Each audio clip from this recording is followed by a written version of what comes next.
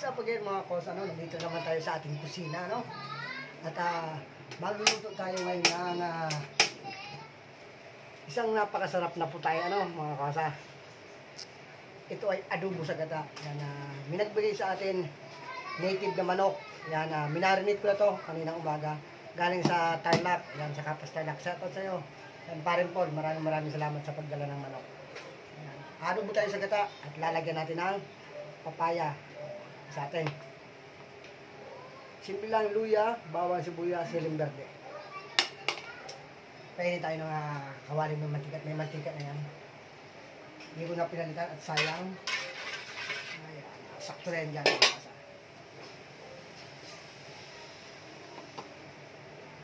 Napakasarap nito. Native na manok. Adobohin natin sa gata, mga kasa. Ito naman ang version ko, no? Sa pag-adobo ng native na manok. Kurang iba nga niya yung tinatawag na bago mo pigain, yung pinakang sapal niya, susunugin mo muna yung uling ng bao. Para, kumbaga, papausukan mo, mga kasa. Dagdag yun, aroma. Yung sunog yung sapal, bago mo ngayon na pipigain. Yun ang ipanggagata mo ngayon sa native na manok. Yun ang ginagawa ko sa probinsya. Sa Bicol. Bigyan natin itong luya at makapag-isa na tayo, mga kosa.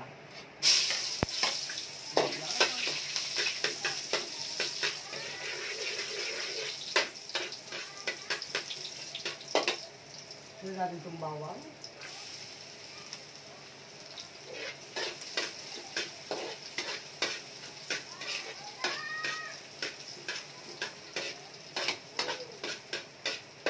Bago kasi ako mga kausan, nag-prepare nito, bago ako nagluto, gumawa muna ako nagsimula nito, gumawa muna ako ng video greetings, para sa ating isang kaibigan. Ayan, kay Miss Yang TV, ang may bahay pa rin din sa Bol. Nangingi ng birthday greeting, ginawan po natin mga kausan. Ayan, Miss Yang TV, yan. Advance happy birthday sa'yo. Sana mapanood mo itong video na ito. Shoutout sa inyong mag-asawa, parang din sa Bol. Lagyan natin mga kusa, native na manok.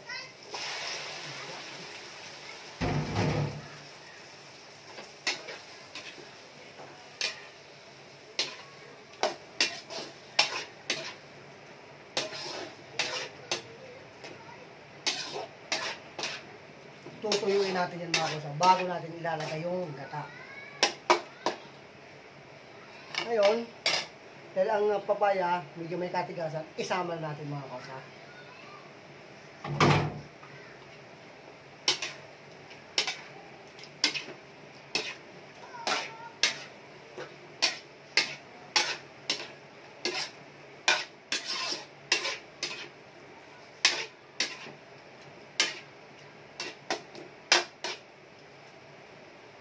Lalagyan natin ng isang cup na tubig.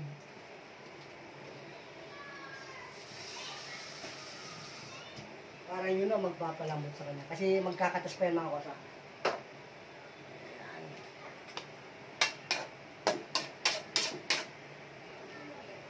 Pag iga na siya mga kosa, saka natin lalagyan ng gata.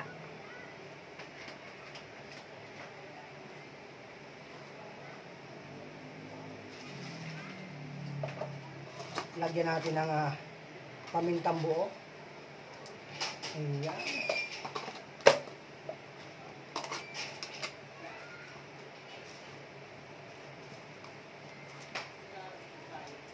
Lagyan natin ng 2 pirasong laurel.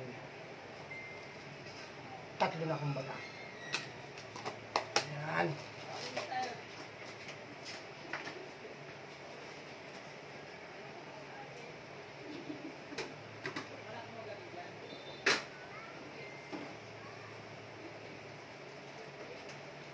Kalahating chicken cubes mga kasa.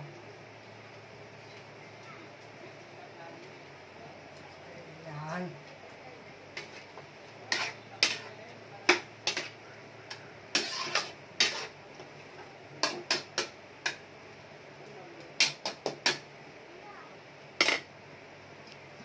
Takpan natin ko sa ng bagya. Hayaan natin siya lumambot. Balikan natin mga kosa. Mga ilang minuto lang. So yun, check na natin mga kosa. Kung naaamoy ko na. Wow! Sarap yung mga kosa, oh.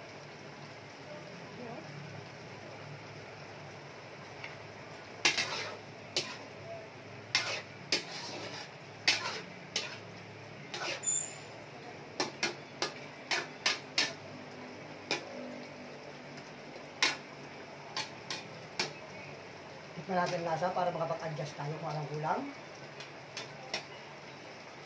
Sarap nito mga kosa, kumanghang, no?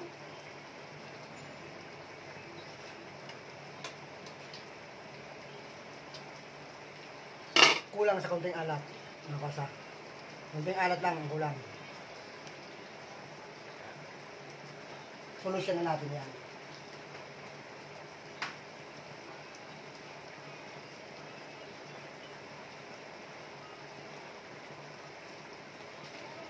Lagyan natin ang konting patis.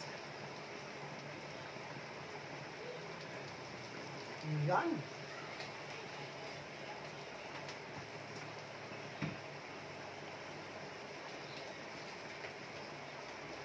Konting kulay, tuyo.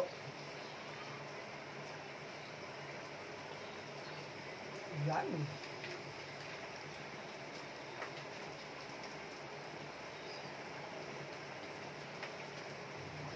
Ngayon tayo magluto. Chan-chameter lang, ano, mga kosa.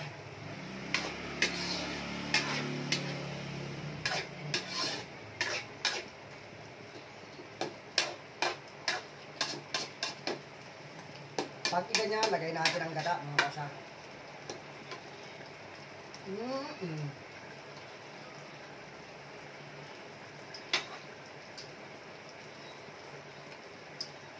Sarap! Naglaro mga kosa.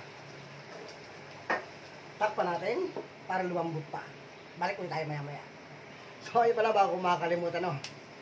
Congratulations pala sa mga bagong monetized channel sa Team Lab. Ayan na, congratulations sa inyo. Kung sino-sino man kayo, congratulations. Ayan, tuloy lang ang laban. Ayan, sa may mga natitira ba, kaya kay Ate Shirley, post mo lang Ate Shirley, counting-counting na lang yan.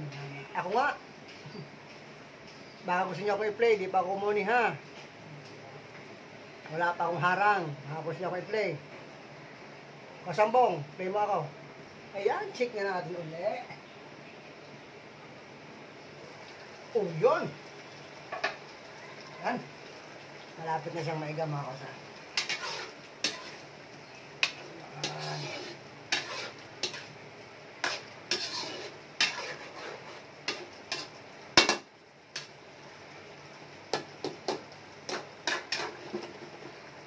Iiga-igahin na natin. Yan ang adobo sa gata. Iwi tayo ng gata. 40 pesos.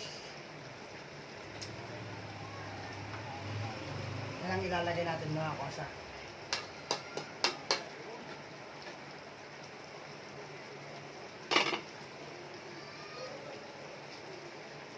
Meron pa ako dito sabaw ng taong. Iinitin ko na lang yan mamaya. Yung ito namin kaninang umaga. Na-upload ko na din yun. Tinulang tahong. Maraming salamat sa mga nanonood na. Thank you.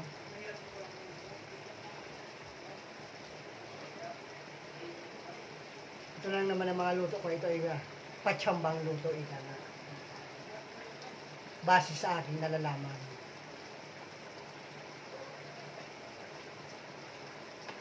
Hindi naman tayo kagalingan na tagaluto. Ano po?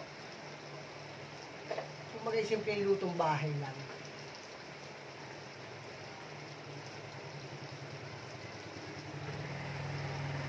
Sarap.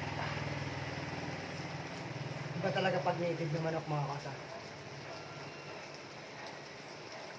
Halo kong pulutan. Woo!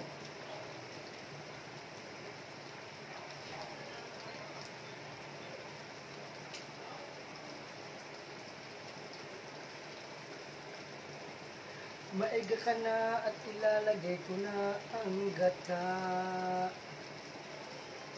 para magmamantika siya mga kosa. Sarap niyan. Kaya yun sabi ko yung tinatawag na tinutungan. Mas napakabango yung mga kosa. Tapos may tanlad. Pero hindi ko na tuloy lagyan ng tanlad. Pero kung may tanlad,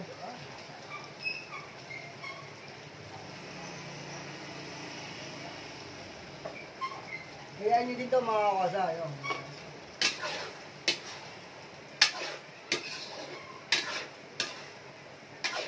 Kahit hindi native na manok.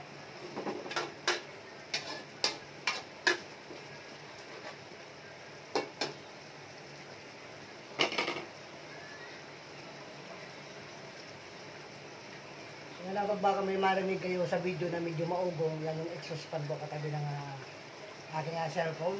Nandun yung exhaust fan, kaya medyo akala nyo may hangin.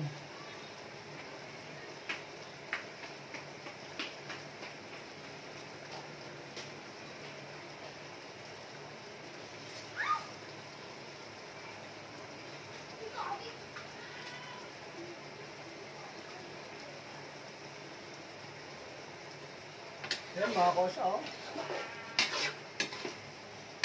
Naiiga na. Ilalagay na natin ito ngayon na gata.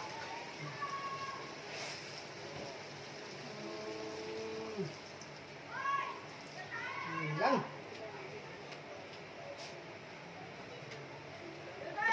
Para maging makrema siya mga kosa. Takpan natin para mabilis kumulo. Balikan natin a few minutes mga kosa. Ayan, makalipas ang 1 linggo. Check na natin mga kosa. Oh, diba? Sarap. Makrema. Tikman na natin at bago tayo mag-adjust.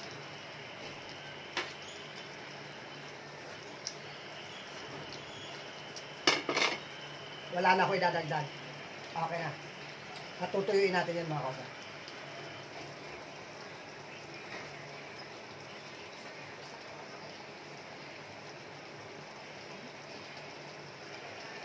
Ganyan palang kosa, oh. Sarap na yan, oh. Makremang makrema.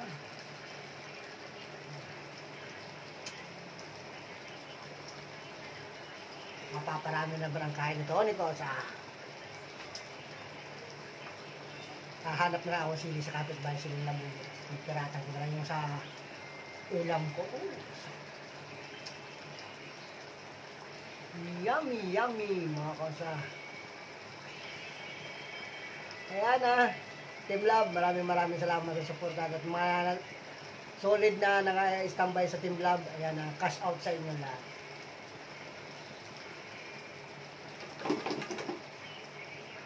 Siyempre sa pangunguna niya, Founder Love namin, Co-Founder Ebong, Tanigawa Official, ayan. At sa lahat ng mga admin, ayan, mga member, ayan. Shout out sa inyo, Team Love.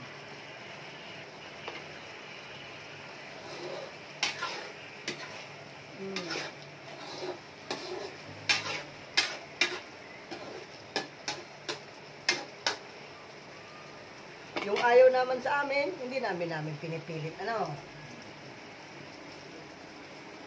Walang pilitan, ika nga. Sabi nga ni Founder Love namin, malaya kayong lahat.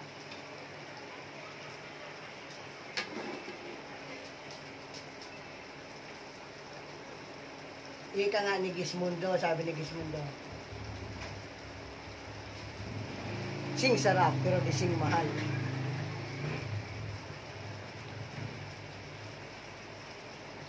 Ayan ang mga kosa, oh.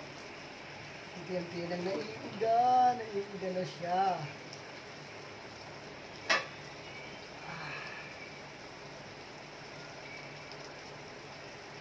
Ako naman gusto ko naman yan mga kosa. May yung sarsa na ilalagay sa kanin. Mainit na mainit. Sarap.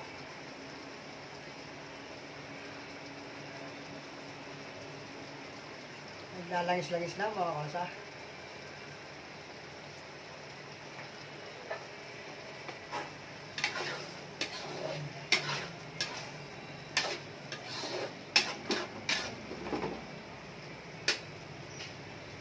Yan.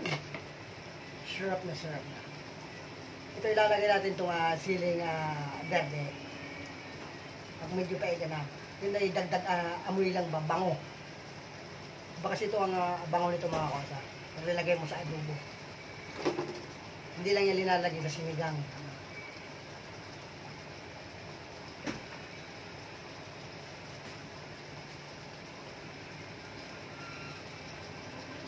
Napakasarap.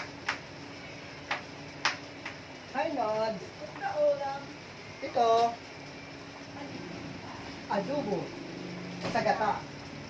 Native na manok. Wait. Eh, Oo, bigay pa to sa akin. Ah, sa sabungan na galing dito sa sabungan. Yan. Wow! Salsa na mga kota. Ganyan ang gagawin natin mga. Ipapatong natin ito. Sili. Tatakpan na bahagya, bababanguin, lulutuin lang natin yung sili ng kaunting oras. Kumbaga, pasisingawan na lang, ano? Pag ano yan, goods na yan. Aha. Sa paano mga kota, hanggang dito na lamang. Maraming salamat. I love you all. Mag-ingat kayo palagi.